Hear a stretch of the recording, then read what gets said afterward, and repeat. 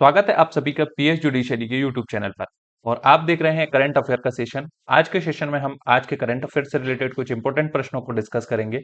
साथ ही साथ इस सेशन के लास्ट में हम आपसे एक प्रश्न भी पूछेंगे जिसका आंसर जो है आपको कमेंट सेक्शन में बताना है। और पिछले सेशन का जो प्रश्न होगा उसके आंसर को भी हम डिस्कस करेंगे। और स्टार्ट करने से पहले आपसे एक रिक्वेस्ट है, यदि आप चैनल पर नए हैं तो इसे सब्सक्राइब जरूर कर लीजिएगा, जिससे आने वाले इंपॉर्टेंट वीडियोज आपसे मिस ना हो। तो चलिए स्टार्ट करते हैं आज का सेशन। आज के सेशन का पहला प्रश्न है, मुनाल सैटेलाइट किस देश का सैटेलाइट है? Option A Bhutan, option B Nepal, option C Sri Lanka, option D Maldives. तो इसका राइट आंसर है आपका ऑप्शन बी नेपाल। देखिए, हाल ही में विदेश मंत्रालय और न्यू स्पेस इंडिया लिमिटेड ने नेपाल विज्ञान एवं प्रौद्योगिकी अकादमी नेसैट के बीच में एक कॉन्ट्रैक्ट किया है। उस कॉन्ट्रैक्ट के बेस पे क्या है, नेपाल की जो है एक सैटेलाइट लॉन्च की जानी है जिसका नाम है मुनाल।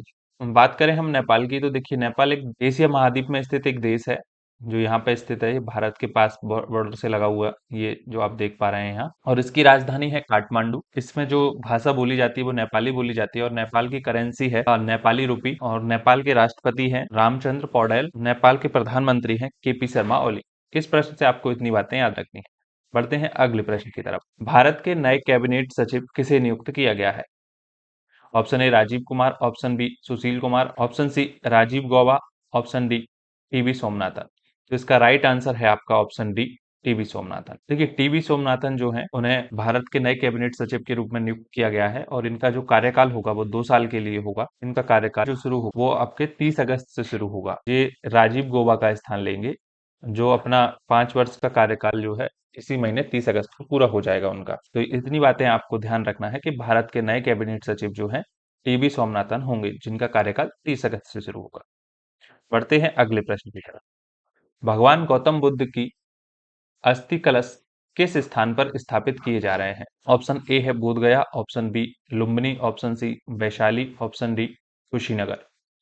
तो इसका राइट आंसर है ऑप्शन सी वैशाली। देखिए, जो भगवान गौतम बुद्ध की जो अस्थि कलश है उसको मुजफ्फरपुर के वैशाली में स्थापित किया जा रहा है। वहां पे एक बड़ा जो है कॉरिडोर टाइप का एक बनाया जा रहा है, इनकी अस्थियों को वहां पे रखा जाएगा। देखिए, गौतम बुद्ध की बात करें हम, तो इनका जन्म जो है लुम्बिनी में हुआ था 563 ईसा पूर्व। और इक्ष्वाकु वंश के जो थे ये क्षत्रिय थे, और इनके पिताजी का नाम था शुद्धोदन, के यहाँ पे इनका जन्म हुआ था। देखिए, ज्ञान की हम बात करें तो ज्ञान इन्हें मिला था बोध गया बिहार में, बोधि वृक्ष के नीचे। जो ये बोधि वृक्ष था वो पीपल का पेड़ था, उसके नीचे इनको ज्ञान की प्राप्ति हुई। और इनकी मृत्यु की बात करें तो 483 ईसा पूर्व, यानी कि 80 वर्ष की आयु में इनका निधन हुआ था। गौतम बुद्ध से रिलेटेड कुछ घटनाएं हैं जिनको आपको याद रखना है, जैसे गृह त्याग की घटना जो है बौद्ध धर्म के अंतर्गत महाअभिनिष्क्रमण कहलाती है।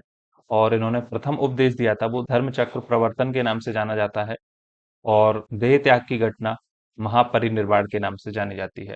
तो इतनी बातें जो हैं आपको इस प्रश्न से याद रखना है। अगला प्रश्न है, आईआईटी इंदौर द्वारा सेना के लिए विकसित किए गए विशेष जूतों की सबसे प्रमुख विशेषता क्या है? ऑप्शन ए, इन जूतों को पहनकर चलने से बिजली पैदा होती है। ऑप्शन बी, इन जूतों में जीपीएस की सुविधा होती है। ऑप्शन सी, इनसे सैनिकों की गतिविधियों पर नजर रखी जा सकती है। ऑप्शन डी, उपरोक्त सभी। तो इसका राइट आंसर है ऑप्शन डी, उपरोक्त सभी। देखिए, हाल ही में जो है आईआईटी इंदौर ने सेना के लिए एक विशेष प्रकार के जूते बनाए हैं, जिनमें क्या है, ट्राइवो इलेक्ट्रिक नैनो जनरेटर तकनीकी का प्रयोग किया है। इस तकनीक के माध्यम से जैसे हमारे आर्मी के जवान इनको पहनकर चलेंगे तो उनसे बिजली पैदा होती है। और इसमें साथ ही साथ इन जूतों में जीपीएस तकनीक का भी इस्तेमाल किया गया है, जो सैनिकों की वास्तविक लोकेशन को ट्रैक कर पाएंगे। इसके अलावा इसमें जीपीएस और आरएफआईडी के तकनीक भी इस्तेमाल की गई है, जो सैनिकों की गतिविधियों पर नजर रखने इससे संभव हो पाएगा। तो ये जो है विशेष प्रकार के जूते जो हैं आईआईटी इंदौर की टीम के द्वारा तैयार किए गए हैं, और इनकी जो 10 यूनिट हैं वो अभी डीआरडीओ को सौंप दी गई हैं। देखिए, डीआरडीओ की बात करें हम तो डीआरडीओ की फुल फॉर्म होती है हमारी रक्षा अनुसंधान एवं संगठन। इंग्लिश में इसकी फुल फॉर्म होती है defence research and development organisation. ठीक है, ये इसकी स्थापना की गई थी 1958 में, इसकी स्थापना की गई थी। 1958 में इसकी स्थापना हुई थी डीआरडीओ की। डीआरडीओ का हेडक्वार्टर है नई दिल्ली के अंतर्गत। तो इतनी बातें आपको याद रखना है। अब बढ़ते हैं अगले प्रश्न की तरफ। अगला प्रश्न है, केंद्रीय विद्युत विनियामक आयोग के सदस्य के रूप में किसे नियुक्त किया गया है? ऑप्शन ए है Harish Dudani, option B Shri Jishnu Barua, option C Shri Arun Goyal, option D Shri Ramesh Babu. तो इसका राइट आंसर है ऑप्शन ए हरीश दुदानी। देखिए केंद्रीय विद्युत नियामक आयोग जो है हमारा, इसके सदस्य के रूप में जो है जस्टिस हरीश दुधानी को जो है अपॉइंट किया गया है। देखिए इसके अंतर्गत दो सदस्य होते हैं और एक अध्यक्ष होता है सीईआरसी के अंतर्गत। और सीईआरसी की फुल फॉर्म ही होती है केंद्रीय विद्युत विनियामक आयोग। तो इसके मेंबर के रूप में इन्हें अपॉइंट किया गया है हरीश दुधानी को। और इनका सीईआरसी का भारत में गठन किया गया था 24 जुलाई 1998 को और इसका मुख्यालय जो है नई दिल्ली में है। और इसके अध्यक्ष जो हैं वो हैं आपके जिष्णु बरुआ। अगला प्रश्न है भारत का पहला राज्य कौन सा है जिसने एयरपोर्ट पर समर्पित एनआरआई सुविधा केंद्र स्थापित किया है? ऑप्शन ए है Punjab, option B Orissa, option C Kerala, option D Goa. तो इसका राइट आंसर है ऑप्शन ए पंजाब। देखिए हाल ही में जो पंजाब सरकार है उसने पंजाब सहायता के नाम से जो है इंदिरा गांधी इंटरनेशनल एयरपोर्ट पर तो मैं एक हेल्पिंग सेंटर की जो है शुभारंभ किया है। और ये जो हेल्पिंग सेंटर रहेगा पंजाब सरकार का, वो 24/7 आवर्स काम करेगा। इसमें जो भारत से बाहर एनआरआई रह रहे हैं पंजाब के, वो यदि इंडिया आते हैं तो उनको कोई भी सहायता यदि चाहिए होती है तो वो यहाँ पे संपर्क कर सकते हैं।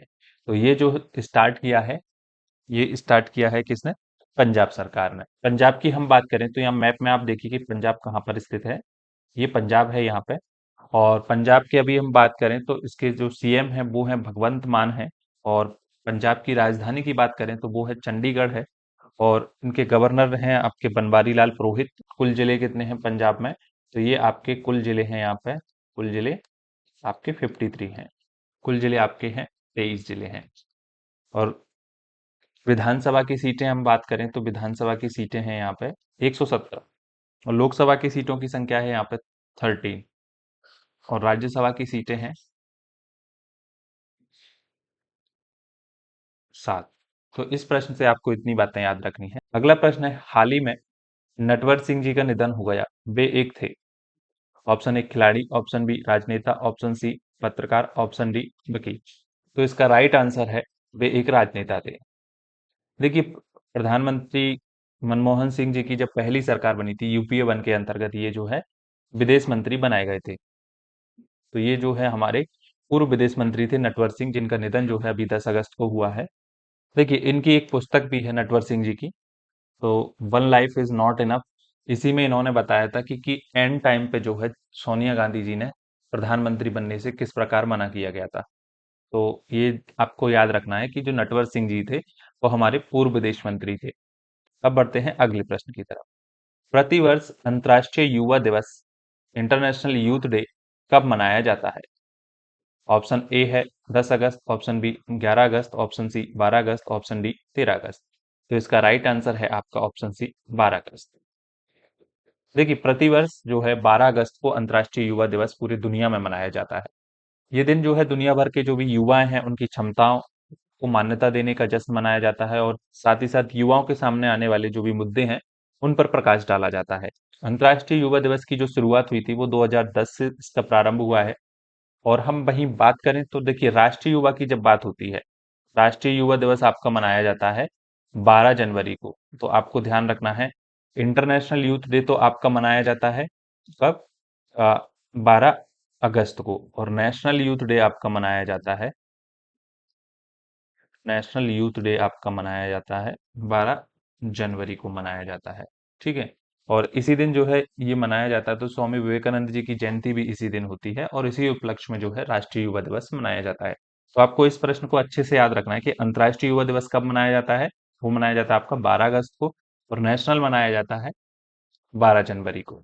2024 की थीम की हम बात करें अंतर्राष्ट्रीय युवा दिवस की, तो बहुत ही क्लिक से प्रगति तक सतत विकास के लिए युवा डिजिटल रास्ते, तो ये इसकी थीम थी। तो ये आपको ध्यान रखना है। अगला प्रश्न है पीएम सूर्य घर मुफ्त बिजली योजना के तहत किस मॉडल के क्रियान्वयन के लिए परिचालन के निर्देश दिए हैं? ऑप्शन ए मॉडल सौर गांव, ऑप्शन बी मॉडल सौर घर, ऑप्शन सी मॉडल सौर शहर, ऑप्शन डी मॉडल सौर पंचायत। इसका राइट आंसर है ऑप्शन ए मॉडल सौर गांव। देखिए हाल ही में नवीन एवं नवीकरणीय ऊर्जा मंत्रालय ने जो है पीएम सूर्य घर योजना जो है उसके अंतर्गत एक योजना घटक के रूप मॉडल सौर गांव बनाने की कार्यान्वयन के निर्देश दिए हैं। देश के हर जिले के अंतर्गत एक मॉडल सौर गांव बनाने का लक्ष्य रखा गया है। सौर ऊर्जा को बढ़ावा देना और ग्रामीण समुदाय को अपनी ऊर्जा की आवश्यकताओं को पूरा करने के लिए आत्मनिर्भर बनाना जो है, और इसके लिए जो है 800 करोड़ रुपए की वित्तीय वित्तीय परिव्यय आवंटित किया गया है, यानी कि बजट आवंटित किया गया है, जिसमें से जो भी गांव चयन किया जाएगा उस गांव को 1 करोड़ रुपए प्रदान किए जाएंगे, सौर गांव को। पीएम सूर्य घर मुफ्त बिजली योजना की हम बात करें तो इसकी शुरुआत हुई थी 29 फरवरी 2024 को, ये योजना लॉन्च की गई थी। इसका उद्देश्य था कि छतों पर लगने वाले सौर संयंत्रों की क्षमता की हिस्सेदारी को बढ़ाना है, आवासीय घरों को बिजली उत्पादन के लिए सशक्त बनाना है। इस योजना का जो बजट है वो है आपका 75,021 करोड़, और इसे 2026-27 तक लागू किया जाना है।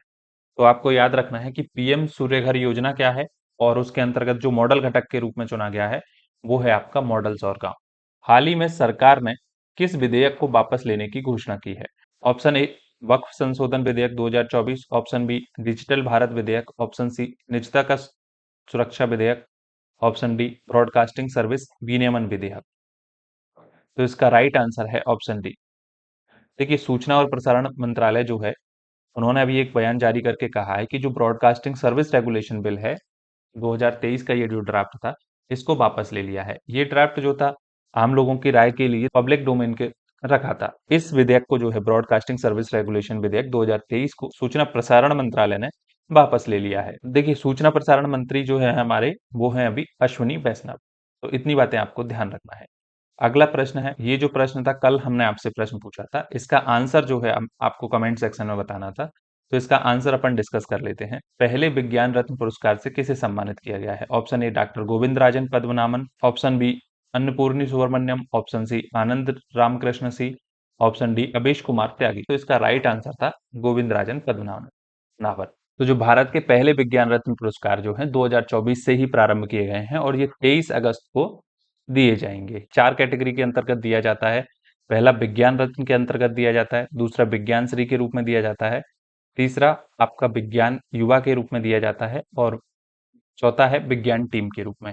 ये 4 कैटेगरी के अंतर्गत ही राष्ट्रीय विज्ञान पुरस्कार दिए जाते हैं। और आपके लिए आज का प्रश्न है, कौशल जनगणना कराने वाला देश का पहला राज्य कौन बन गया है? यानी कि भारत का पहला राज्य कौन सा है जो स्किल सेंसस कराने वाला है? तो ऑप्शन ए है Madhya Pradesh, option B Uttar Pradesh, option C Andhra Pradesh, option D Tamil Nadu. तो इस प्रश्न का आंसर जो है आपको कमेंट सेक्शन के अंतर्गत बताना है। आंसर होगा हम कल के सेशन में डिस्कस करेंगे, और आज का सेशन जो है यहीं समाप्त होता है। आपका कोई भी डाउट है इन प्रश्नों को लेकर तो आप कमेंट सेक्शन के अंतर्गत पूछ सकते हैं, और साथ ही साथ आपको यदि ये सेशन अच्छे लग रहे हैं तो वीडियो को लाइक व शेयर करना मत भूलिएगा, और चैनल को सब्सक्राइब जरूर कर लीजिएगा। मिलते हैं अगले सेशन में।